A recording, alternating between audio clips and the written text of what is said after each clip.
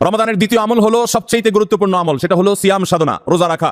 প্রত্যেক প্রাপ্তবয়স্ক সুস্থ মস্তিষ্ক সম্পন্ন নারী এবং পুরুষ তিনি যদি মুসলমান হয়ে থাকেন তাহলে সেক্ষেত্রে তার উপরে আল্লাহ রাব্বুল আলামিন রমাদানের দিনের বেলায় রোজা রাখা, সিয়াম সাধনাকে ফরজ করেছেন।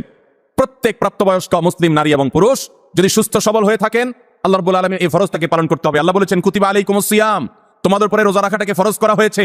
অতএব রমজানের দিনের বেলা রোজা রাখা হলো রমজানের সবচেয়ে বড় আমল, এটা হলো দ্বিতীয় আমল বলেছি। নাম্বার 3, রমাদান মাস উপলক্ষে রাতের বেলা তারাবির নামাজ আদায় করা, এটা রমাদানের তৃতীয় আমল।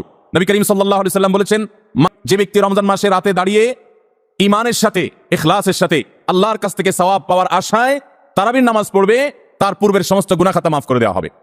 মোহতারাম হাজরিন, অতএব রমজানের এই তৃতীয় আমল তারাবির নামাজটাও আমাদেরকে সুন্দর করে ধীরস্থিরতার সাথে উত্তম রূপে আদায় করার চেষ্টা করতে হবে। এটা হলো রমজানের তৃতীয় আমল। মা বোনরা বাসা বাড়িতে নিজ জায়গায় এবং পুরুষরা মসজিদে জামাতের সাথে তারাবির নামাজ আদায় করার চেষ্টা করবেন।